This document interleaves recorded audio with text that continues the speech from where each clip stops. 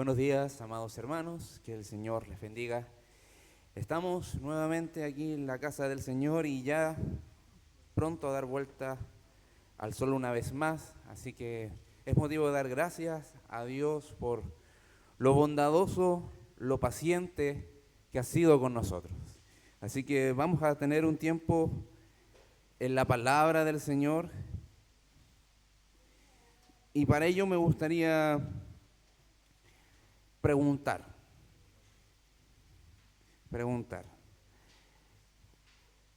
Si analizáramos hoy el mundo como está, si analizáramos incluso nuestra vida, ¿cuál crees que es el mayor peligro al cual estamos expuestos? ¿Cuál crees que sería el mayor peligro que amenaza a la humanidad e incluso también a la iglesia? Quizás de forma rápida en nuestra mente podríamos sacar algunas conclusiones. Podríamos señalar de que esperamos que ese nuevo virus que llegó a Chile hace unas semanas atrás no se comience a propagar tan rápido y nuevamente tengamos a que tomar medidas tan drásticas como lo fue la pandemia, como fue una cuarentena. Quizás, ojalá que la delincuencia disminuya. Esperamos que incluso las gestiones gubernamentales puedan ser mucho más eficientes en cierto sentido. Y los que son más fantásticos podrían imaginar, ojalá no venga ningún meteoro, un meteorito, algún asteroide que pueda estar rondando cerca de la Tierra y pueda chocar con nosotros. Es más, podríamos ir ahondando en situaciones cotidianas del día a día, como algunas localidades de la región, no me recuerdo bien la región, pero para el sur hay algunos lugares donde no hay agua potable, sino que son suministrados con camiones aljibe, etc. Podríamos ver que hay algunos peligros que sí o sí no podemos descartar, pero ¿realmente será ese o alguno de ellos los peligros más latentes que tenemos hoy, que amenazan la humanidad? La verdad es que quiero proponerles que tengan en mente que hay un peligro que tiene consecuencias letales, irreversibles, que no hay ninguna cura si es que la cura no se toma a tiempo. Si la cura no se recibe en su momento, ya no hay vuelta atrás. Es más, hay solamente un antídoto para las consecuencias de este peligro, y este peligro al cual me quiero referir es la incredulidad.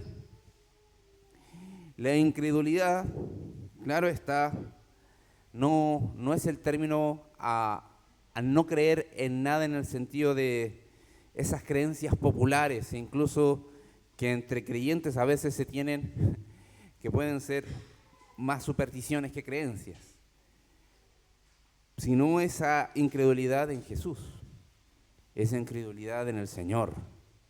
No hay nada que podamos hacer delante de Dios si no tenemos fe, cuando nos presentemos delante de Él, si no tenemos fe en su sacrificio, cuando tengamos que rendir cuentas a Él de todo lo que fue nuestra vida, no tenemos escapatoria. Si tenemos nuestra fe que hemos recibido por gracia, y ese es el fondo de todo, si hemos recibido por fe o por gracia esta fe que nos permite presentarnos delante de Dios en paz con Él,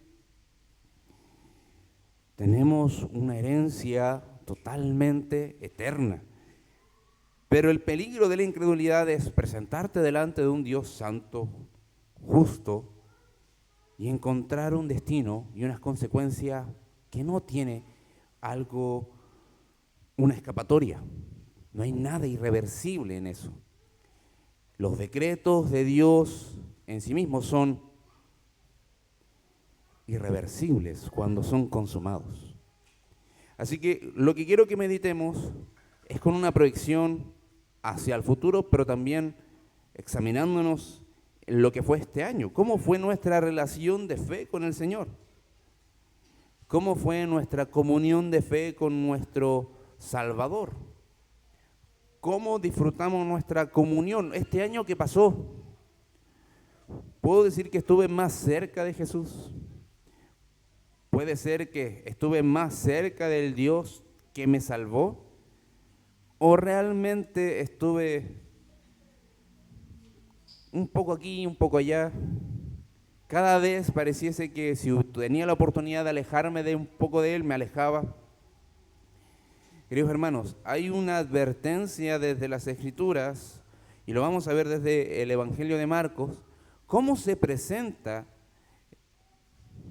la realidad de la comunión, la relación de Dios con el ser humano, cuando éste es incrédulo, cuando éste realmente no reconoce al Dios creador que hizo los cielos y la tierra, y el Dios creador que no solamente nos hizo, sino que también nos salva por medio de su sacrificio.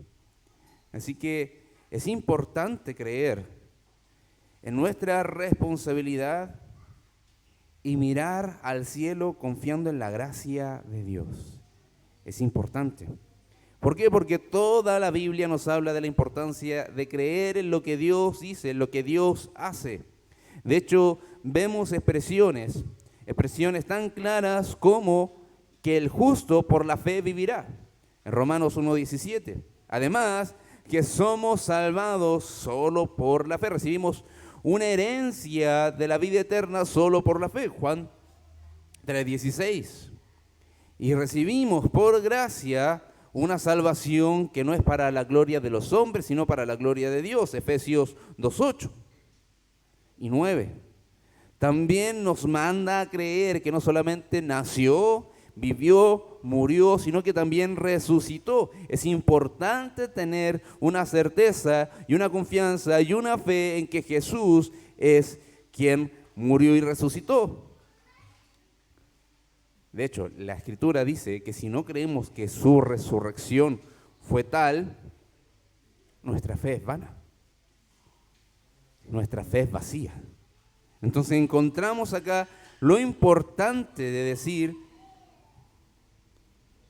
cuánto creemos en Dios, qué es lo que creemos de Dios.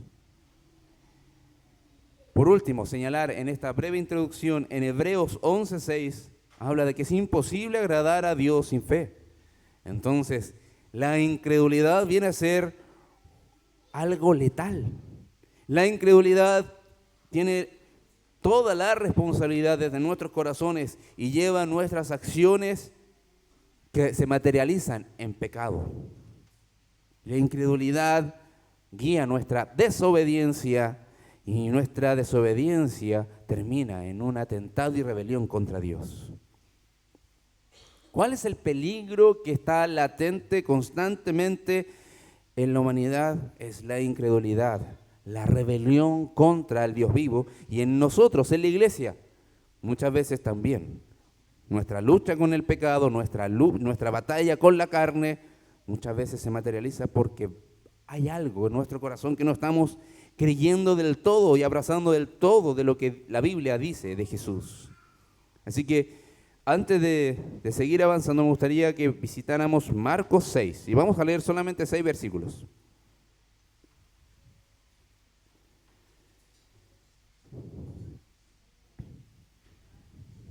Marcos 6, versículo del 1 al 6.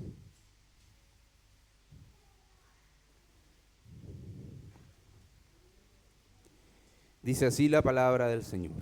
Salió Jesús de allí y vino a su tierra, y le seguían sus discípulos, y llegando el día de reposo comenzó a enseñar en la sinagoga, y muchos oyéndole se admiraban y decían: ¿de dónde tiene estas cosas?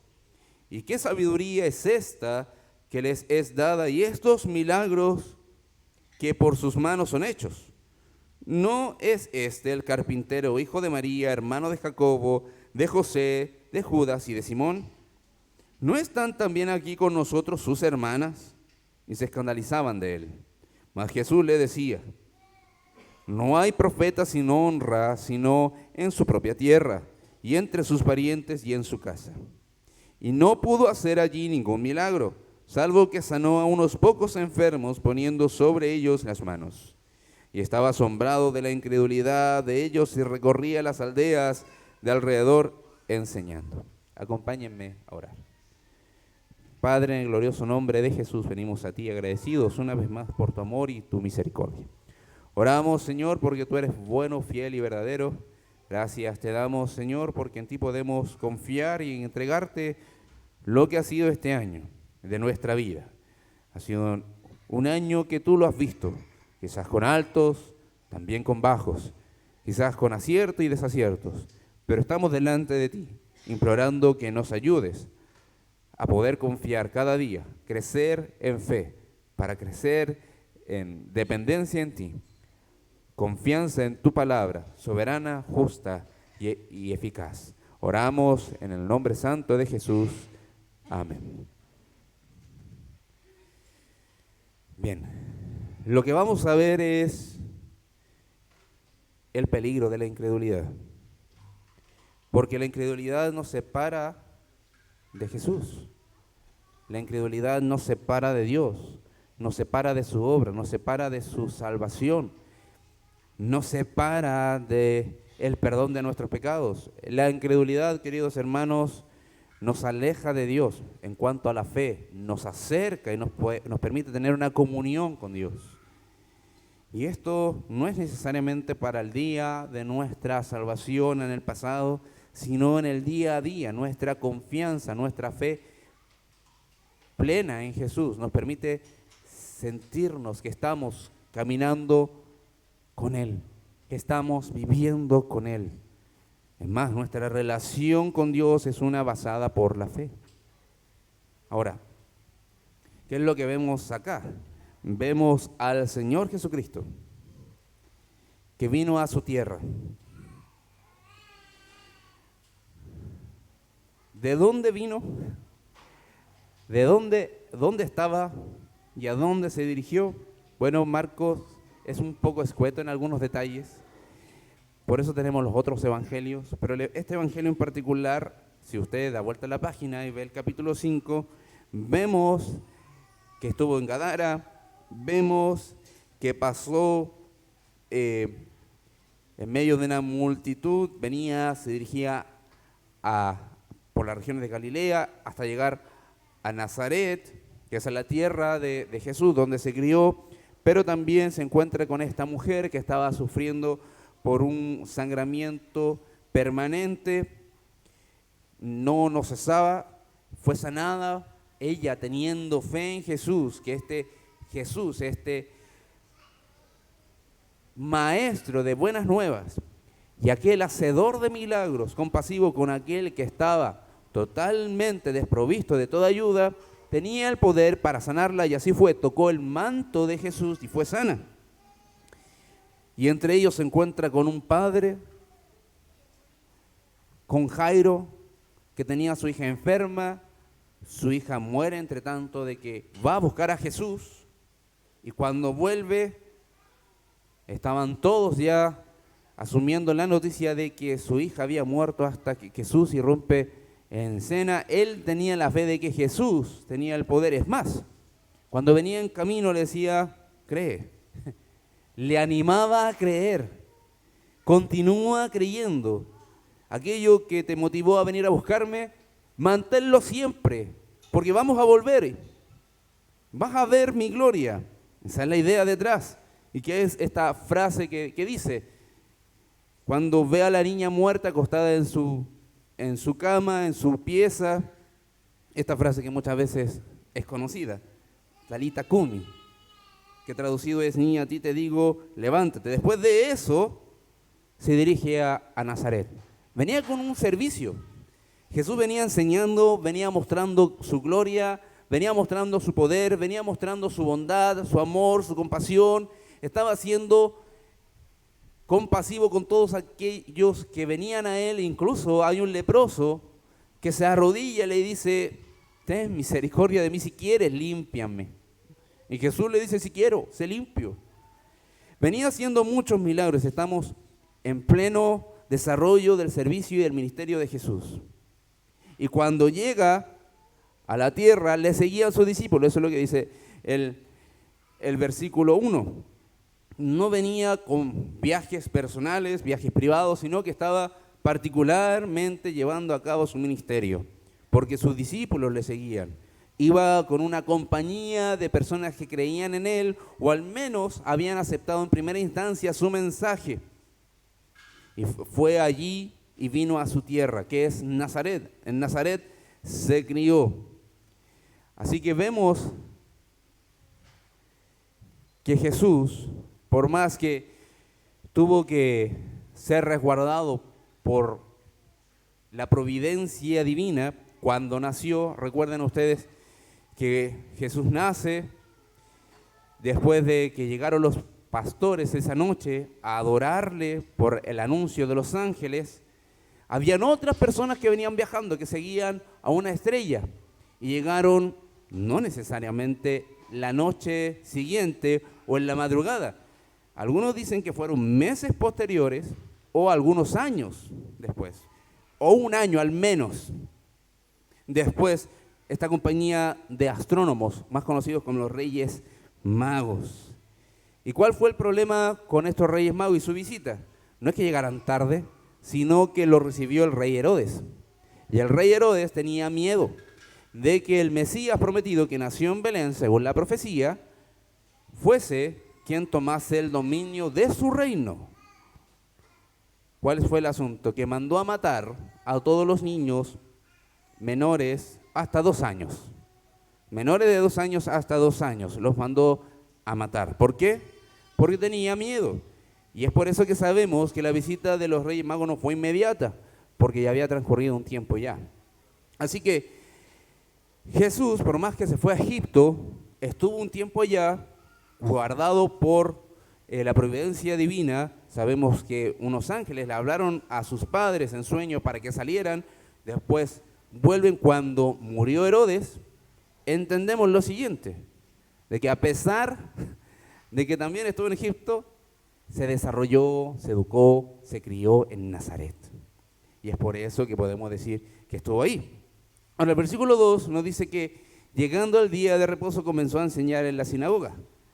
Esto es interesante porque no apenas llegó a Nazaret, entró a la sinagoga. No, cuando llegó el día de reposo, el día sábado, el Sabbat. Cuando llegó el Sabbat, cuando era el día de reunión de todos los judíos, en esto que es la sinagoga, un lugar de reunión que surgió cuando ellos estaban en cautiverio en Babilonia, empezó a enseñar. Y esto es interesante. ¿Qué cosas enseñaba en la sinagoga? ¿Por qué? Porque las personas que estaban oyéndole se admiraban y decían, ¿de dónde tiene estas cosas? Al parecer el Señor Jesucristo estaba enseñando cosas centradas en las Escrituras del Antiguo Testamento, pero para ellos era algo, aparecía que no era del todo aceptable o digerible o no del todo conocido. Entonces, el encargado de la sinagoga, que era el que dirigía el culto a Dios, le dio la oportunidad, pero se empezó a colocar un poco nervioso. Y vamos a ver que en el relato vemos que no termina bien. No termina bien. Así que la reacción de los presentes en la sinagoga a escuchar a Jesús fue de asombro. No necesariamente es como maravillado. No es que está asombrado porque está disfrutando lo que está viendo. No, está asombrado porque está como en un estado de shock. Es como si le hubieran pegado con un garrote en la cabeza y está tratando de volver en sí. Con lo que estaba escuchando, así se sentía. Quedaron estupefactos. Ellos estaban mirando a Jesús y estaban atónitos por lo que estaban escuchando. Y lo único que buscaban era poder desacreditarlo. Y es por eso que la pregunta viene y dice, ¿y este? ¿De dónde saca estas cosas? Con ese sentido se referían con esta pregunta.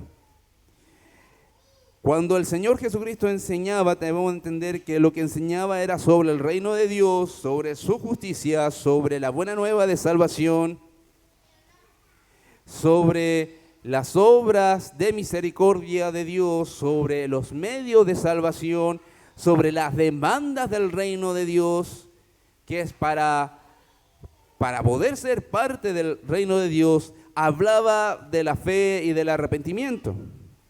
Hablaba de todas estas cosas. Hablaba de la esperanza para el que está preso, que no tiene libertad, para aquel que está ciego. Hablaba necesariamente de la esperanza de los desaventurados, para la sociedad, entre comillas, pero receptores de la gracia de Dios. ¿Dónde podemos encontrar esto? Una referencia paralela es lo que vemos en Lucas 4, del 16 al 21.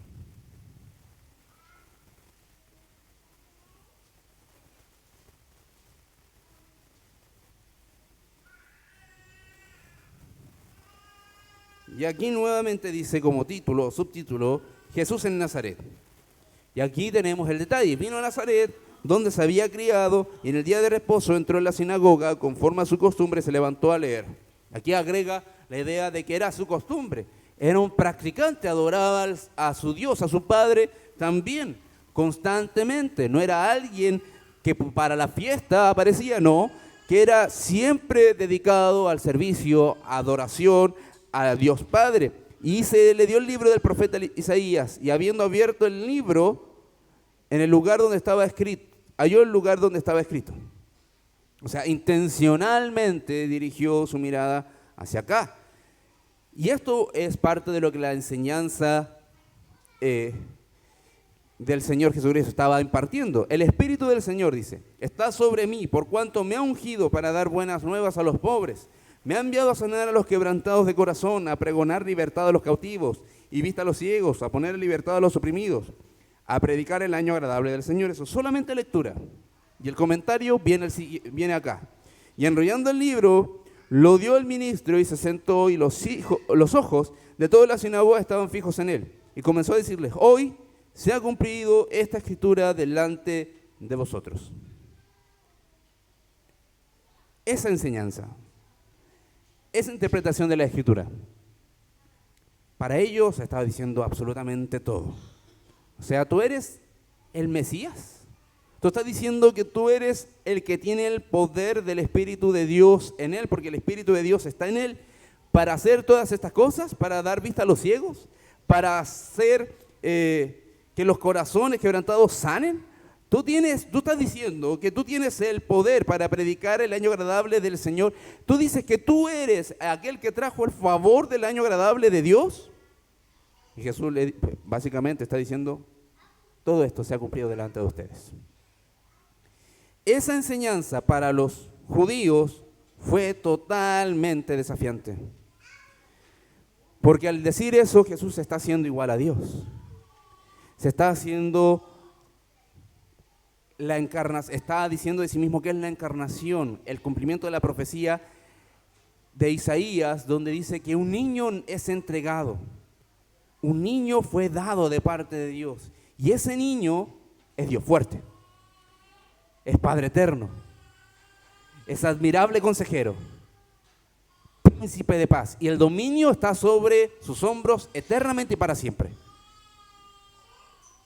Para ellos, esto fue abrumante, fue totalmente contrario a lo que creían en ese instante. Y es por eso que vemos la reacción. Es por eso que vemos una reacción desafiante. Es por eso que vemos una reacción de escándalo. Por eso vemos una reacción donde ellos estaban en estado de shock. Y es por eso que preguntaban, ¿y qué sabiduría es esta que les es dada? ¿Qué sabiduría? ¿Con qué claridad o de dónde saca esta interpretación? ¿De dónde saca que Él es el cumplimiento de esto? ¿De dónde saca incluso cómo es, de acuerdo a todas las enseñanzas que ya había entregado, que el Evangelio, que este favor de Dios involucra fe y arrepentimiento? Y no solamente quedan con la sabiduría, sino que pregunta, ¿y estos milagros? O sea, ya habían escuchado de Jesús, ya habían visto cosas de Jesús, pero lo mantenían lejos, los mantenían de cerca, y por eso tenía importante también escucharlo. Es como, veamos qué nos dice, como ellos lo consideraban ahí, este hijo del carpintero. Veamos qué va a enseñar este Jesús, hijo de María. ¿De dónde sacan estos milagros que son hechos por sus manos? O sea, preguntaron, ¿de dónde tiene estas cosas? ¿De dónde tiene esta sabiduría? ¿De dónde tiene estos milagros? Ellos ya sabían que los milagros es una obra directa, mayormente de Dios. Y no cualquier mortal los puede hacer. De hecho, cualquier mortal que se aventure a hacer un milagro va a quedar con solamente el intento, porque el milagro en sí manifiesta algo imposible de hacer para los seres humanos. Alguien que tiene un poder sobrenatural es quien puede realizarlos. En resumen, podemos decir que la persona, las enseñanzas, la obra de Jesús siempre demandaban una reacción de sus oyentes y espectadores. Y es por eso que vino nuestro Señor. Es por eso que vino, porque demanda de nosotros una respuesta.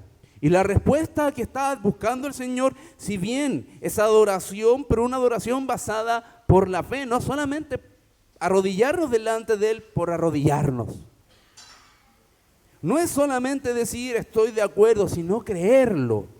La idea de fe, queridos hermanos, es tener certeza de hechos que son ciertos. Por más que no podamos comprenderlos, pero son hechos ciertos, que quizás no comprendemos del todo, pero son ciertos.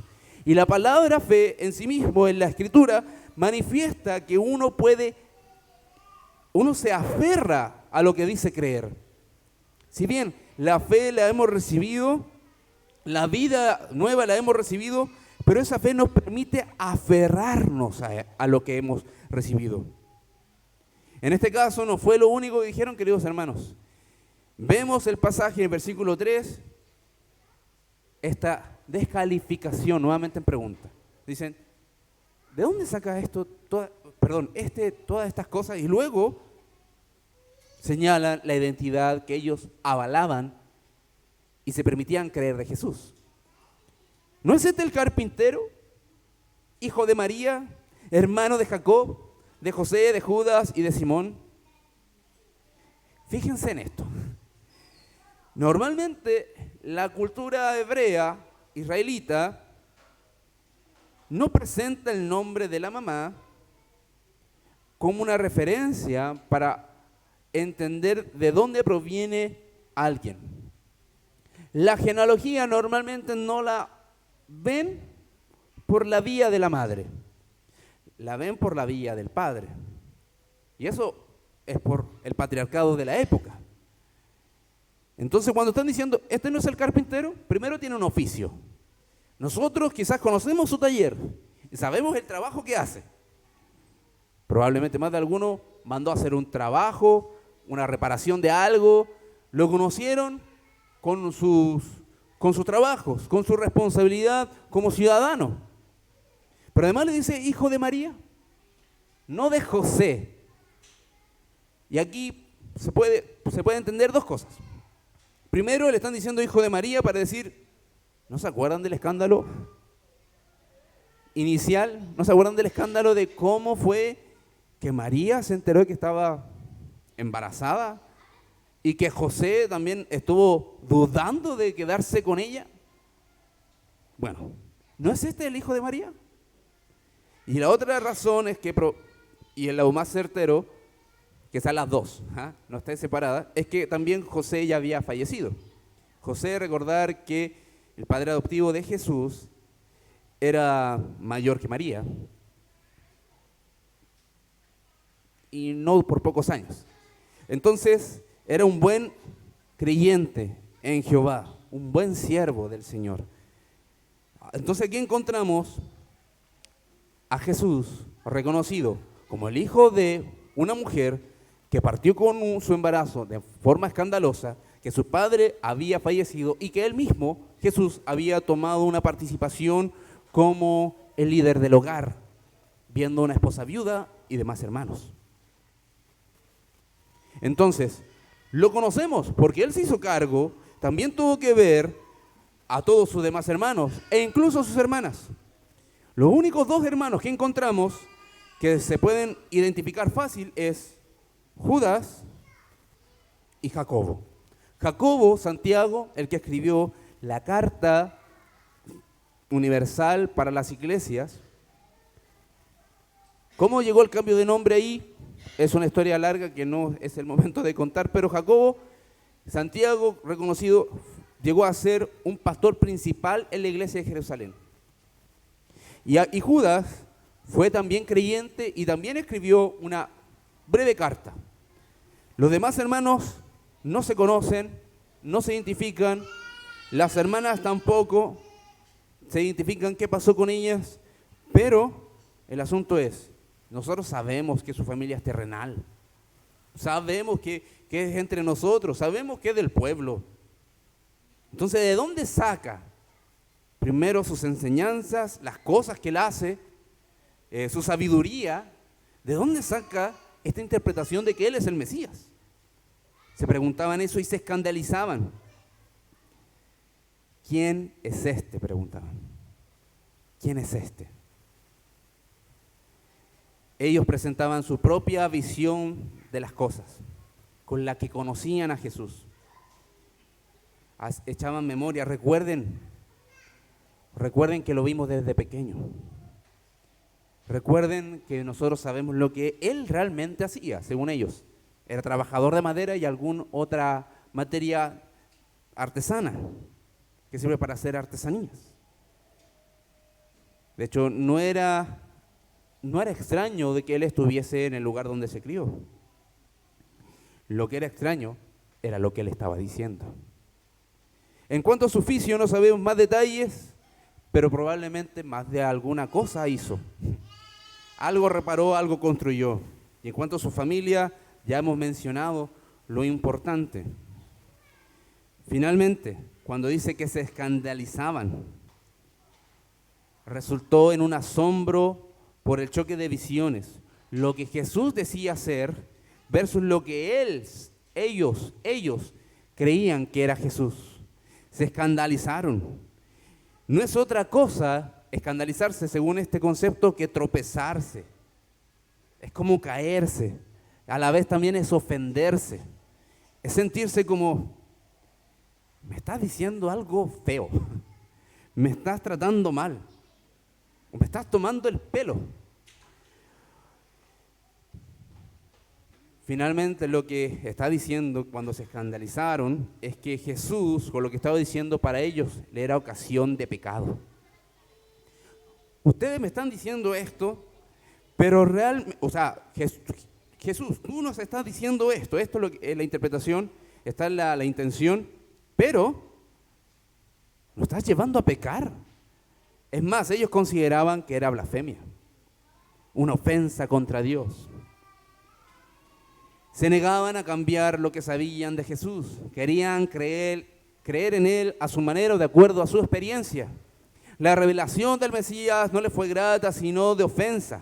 Esto es porque para ellos Jesús era un judío promedio, alguien del pueblo, sin nada especial, que no tenía nada sobrenatural. Y déjenme decir también que la vista de los ojos de todos era así. Hasta que comenzó su ministerio.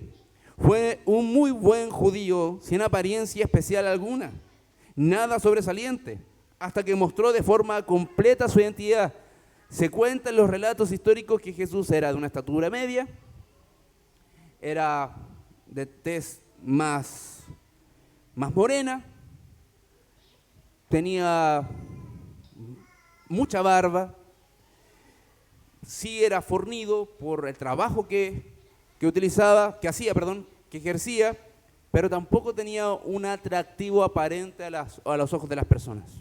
Muy diferente a los Jesús que hemos visto muchas veces en las películas. Es más, la palabra de Dios dice que vino sin apariencia para ser deseado.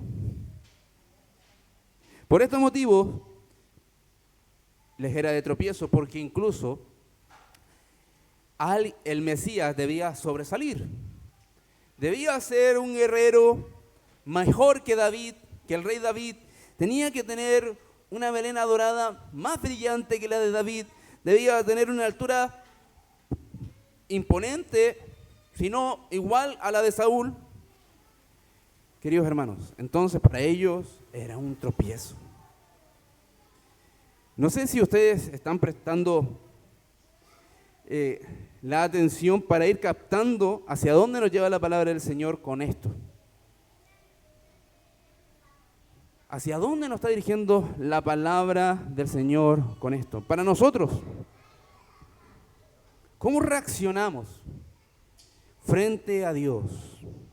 ¿Cómo reaccionamos frente a lo que escuchamos de quién es Jesús? Cuando vemos su mensaje, su sabiduría, en sus enseñanzas, incluso el llamado al arrepentimiento, a dejar nuestros pecados, ¿qué hacemos frente a eso? Es que la fe cristiana es solamente para sentirnos que somos sostenidos en los momentos difíciles. ¿Es eso la fe cristiana? No. Es parte, sí, por supuesto. Pero no es el todo. La fe cristiana es un regalo del cielo fundamentalmente para vivir por el propósito por el cual Dios hizo todas las cosas. No es nuestra autocomplacencia, sino el deleite en Dios y buscar vivir para Él. Nos asombramos y quedamos pasmados o buscamos tomar acción porque creemos en Jesús como el Hijo de Dios, Señor y Salvador de todo pecador arrepentido. Buscamos la sabiduría que ellos despreciaban. Buscamos nosotros por nuestra parte la sabiduría para vivir en el temor que adore a Dios por Jesús nuestro Señor. O nos quedamos con frases que ilustran la vida, pero que nacen del mundo. Un caso, piensen en cuánto material audiovisual en la sinagoga. ¿Con qué grupo nos representamos o identificamos más? ¿Con aquellos que siguen a Jesús? ¿O con aquellos que están cuestionando incluso lo mismo que sale de la boca de nuestro Señor Jesucristo? Quiero animarte, querido hermano, que nuestra fe esté fundamentada por medio de la palabra del Señor y que podamos prescindir de todas aquellas cosas que son inservibles para la vida espiritual, incluso aquellos contenidos que podemos ver que nos pueden hacer sentir bienes, aquellas frases incluso de autocuidado, de autoayuda, que a veces son solamente eso, no necesariamente vienen con un poder divino. Comparten una filosofía que no necesariamente está centrada en Dios, sino filosofía que están centrada en el ser humano y que no reflejan la sabiduría de Dios. Así que, queridos hermanos, les invito a reflexionar, les invito a pensar sobre qué está siendo edificada tu fe, sobre la persona de Jesús o sobre lo que hemos escuchado alguna vez de Él. Es verdad, todos venimos a la fe porque escuchamos alguna vez de Jesús, pero ¿en qué terminamos? Conociéndolo más por medio de la Biblia, por medio de las Escrituras. Y por último, en los últimos 3 versículos, del 4 al 6, encontramos ya de manera descrita el peligro de la incredulidad. La incredulidad nos separa de Dios, nos separa de la bendición de Dios. Y eso es lo que dice el versículo 4. Más Jesús les decía: no hay profeta sin honra, sino en su propia tierra y entre sus parientes y en su casa. Este versículo nos da la respuesta de Jesús ante el rechazo, ante la ofensa aparente de los oyentes, ante ese sentimiento de que Jesús, mostrándose por lo que es, le estaba llevando a pecar a ellos. Jesús lanza este refrán o proverbio, hablando de sí como profeta. Entendemos que Jesús es el profeta esperado, anunciado en la ley. En Deuteronomio vimos ese pasaje y ahí está. Entonces Jesús está hablando de sí como profeta, aquel que anuncia y profiere la palabra de Dios y anticipa lo que Dios va a hacer con su pueblo y con el mundo. Y asume que es menospreciado, que no tiene honra.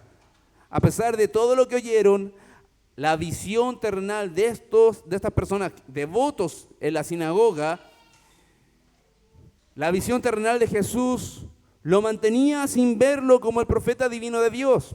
Jesús menciona que hasta la casa, su casa, con los que se había criado, lo desestimaban.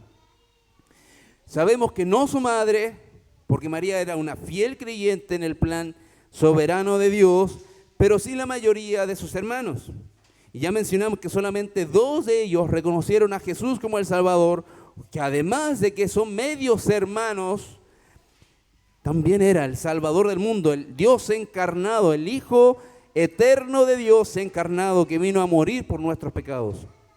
Jesús no tenía un afán de renegar dónde se había criado. Esto es importante. No estaba renegando de donde él había sido criado. Simplemente estaba llevando consigo el cumplimiento de mostrarse que él era el Mesías, el profeta divino de Dios que anunciaba la salvación, que es el medio de la salvación y que en sí mismo es la salvación de todos los mortales que creen en él.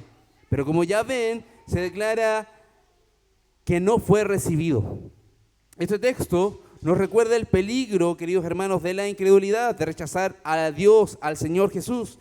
La gente puede recibir a Jesús, el carpintero, pero no pueden recibir a Jesús, el Dios eterno. Y eso es lo que dice el versículo siguiente. Y no pudo hacer allí ningún milagro, salvo que sanó a unos pocos enfermos poniendo sobre ellos las manos. Y estaba asombrado de la incredulidad de ellos y recorría las aldeas de alrededor enseñando. Jesús no pudo hacer ningún milagro ahí. ¿Por qué creen que pasó? Es una afirmación extraña que nos hace pensar. Y es un poco de lo que estamos hablando. Estamos viendo al Jesús de las Escrituras versus a lo que nosotros tenemos en nuestra mente ya previamente lo que es Jesús, lo que Él es y lo que Él hace. Entonces vemos que no hizo muchos milagros. De hecho, dice, no hizo ninguno y luego pone una excepción, unos pocos enfermos. ¿Cómo Jesús, si es todopoderoso, no pudo sanar? No pudo hacer grandes señales. La respuesta de esto nace desde la comprensión de que ante el rechazo y la incredulidad, el quitar la honra que Jesús merece, Él voluntariamente no hizo milagros. No es que no hubiese necesidad, sí lo sabía, pero las personas eran incrédulas, así que no obraba milagros. Voluntariamente se limitó a mostrar su poder para hacer un énfasis en la importancia de la relación de fe con Dios por medio de Él. Esto es importante. Esto es importante para nosotros porque hoy en día no significa necesariamente que cuando nuestro milagro no llega es por causa de la ausencia de fe en Dios, sino que en ese momento, queridos hermanos, era un momento único. Momento único, el ministerio terrenal de Jesús se estaba llevando a cabo. Eso no se va a volver a repetir. Va a volver el Señor Dios Todopoderoso como Rey. Va a reinar con los suyos. Va a establecer un gobierno santo, lleno de paz y justicia. Pero no va a servir como sirvió cuando vino su primera vez. Dijo que Él vino necesariamente para dar su vida en primera instancia en rescate por muchos. Cuando venga como Rey, Señor y Juez, queridos hermanos, va a venir a tomar lo que ya fue salvado por su primera venida. Entonces, es lógico que en ese momento no había espacio para dudas. No había espacio necesariamente para tener otras emergencias, otras prioridades. No hay espacio. Jesús, el Mesías, está pasando por Galilea, está pasando por Nazaret, está recorriendo la región de Palestina. Hay que ir a verlo.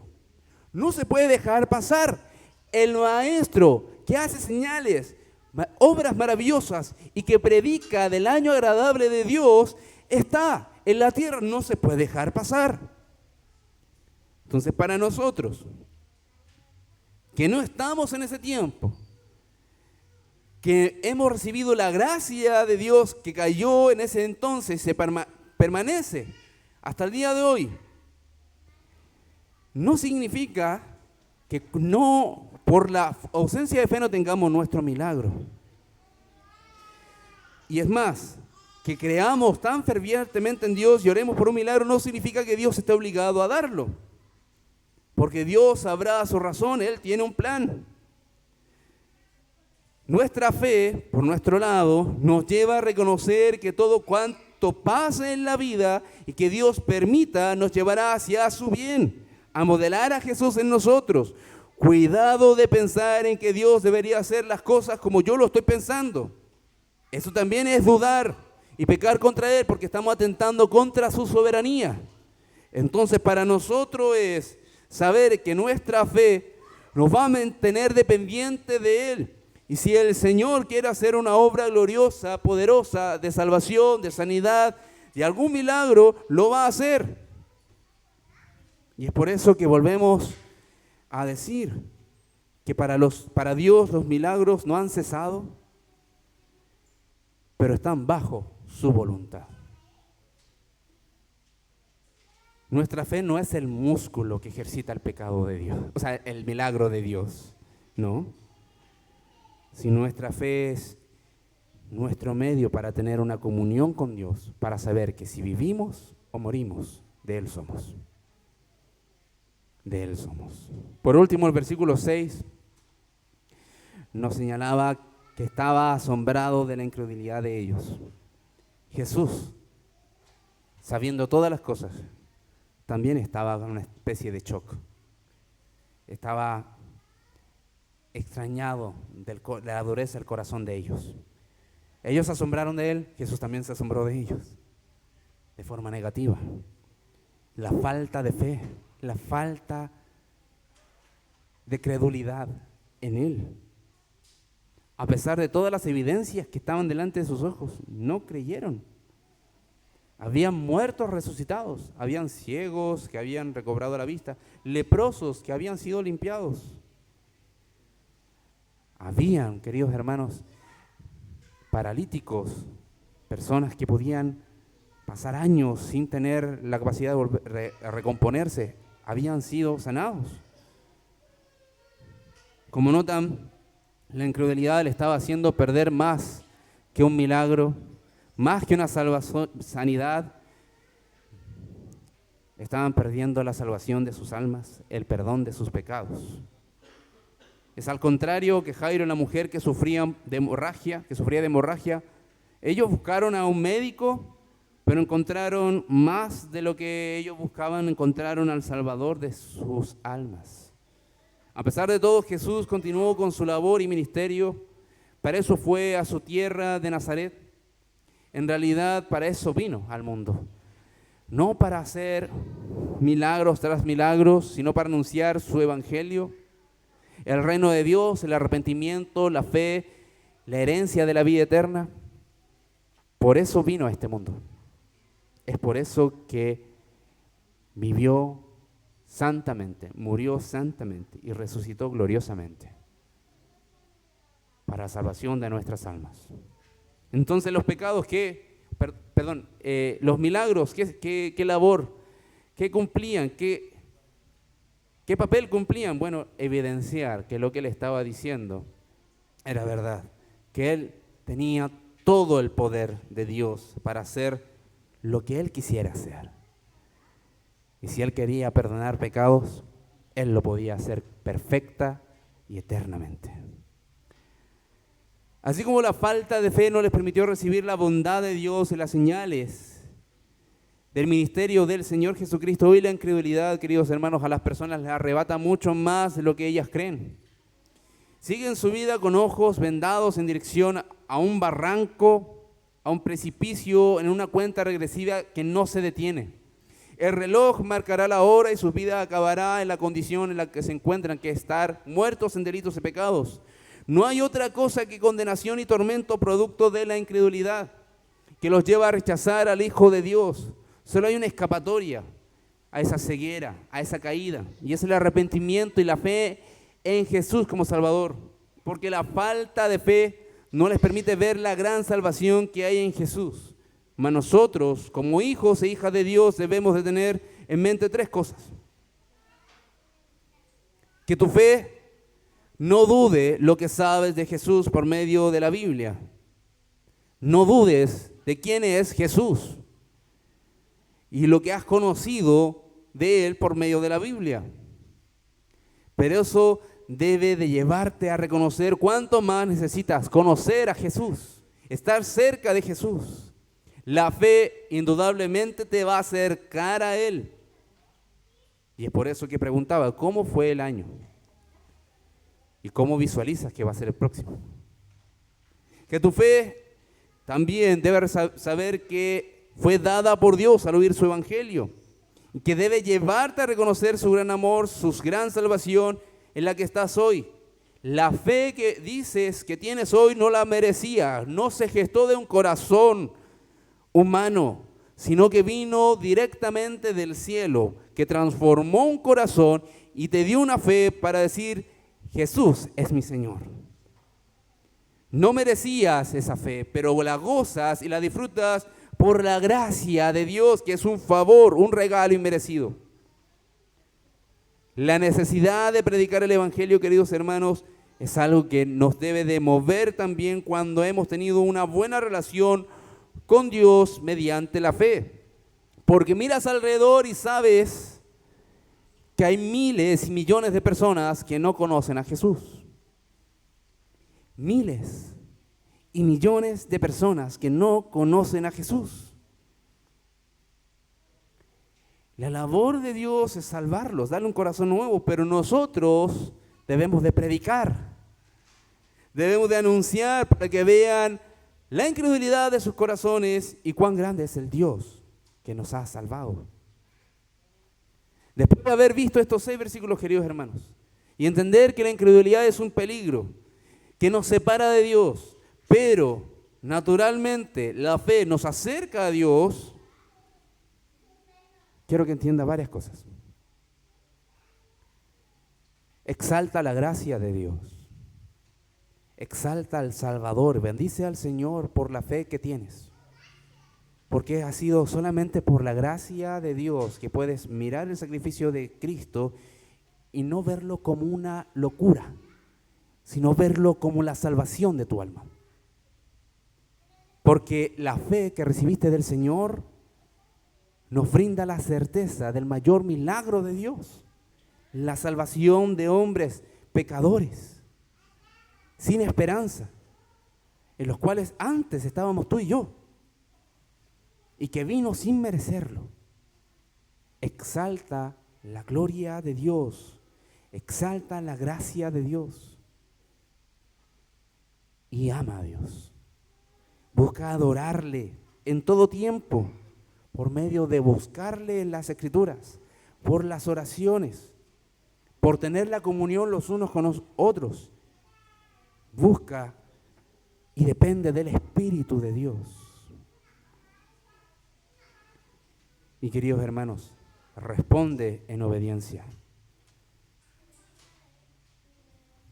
Responde en obediencia. Para finalizar, no sé cómo tu corazón ha estado durante el año. No sé necesariamente el detalle de cómo ha estado tu corazón durante el año. No sé si esos golpes de la vida o esas batallas que has tenido que enfrentar durante este año te ha llevado a que tu corazón esté golpeado y que tu fe incluso esté muchas veces pasando por eclipses de fe.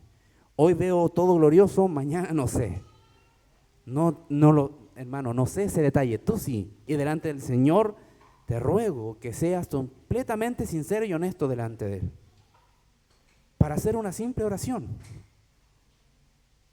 Una simple oración que los mismos discípulos y apóstoles que miraban al Salvador haciendo todas estas obras, hacían y le pidieron a Él. Dijeron, Señor, aumentanos la fe. Señor, este año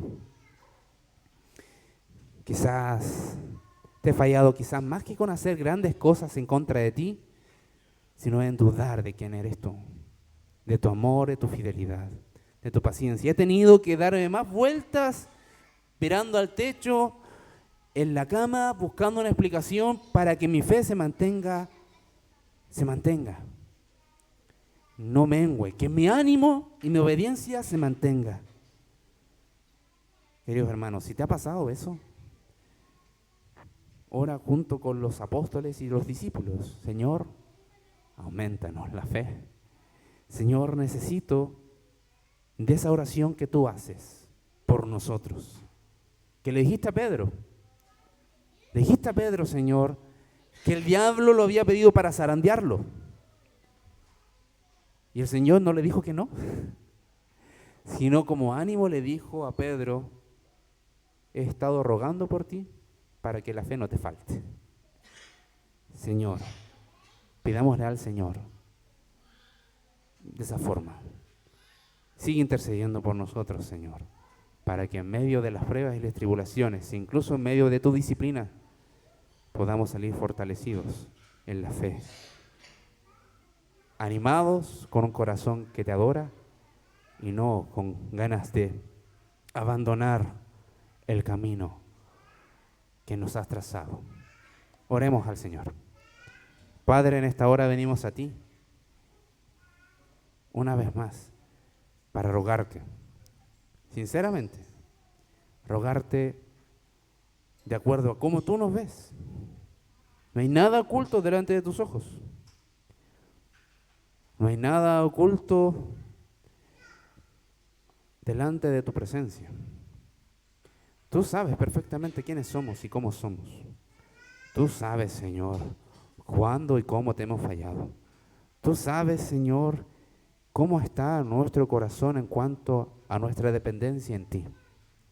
Oramos, Señor, para que perdones cada uno de nuestros pecados y que nuestra fe pueda ser fortalecida por medio de tu palabra, pueda ser fortalecida por la obra de tu Espíritu, pueda ser una fe creciente por medio de la persona tuya, Señor Jesús, por medio de conocerte más a ti. Oramos, Señor, porque te necesitamos hoy, te necesitamos mañana, te necesitamos siempre.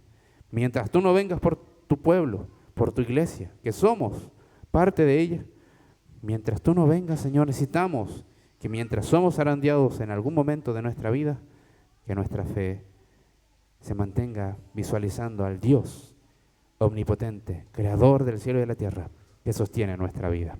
Oramos en el glorioso nombre de Jesús. Amén.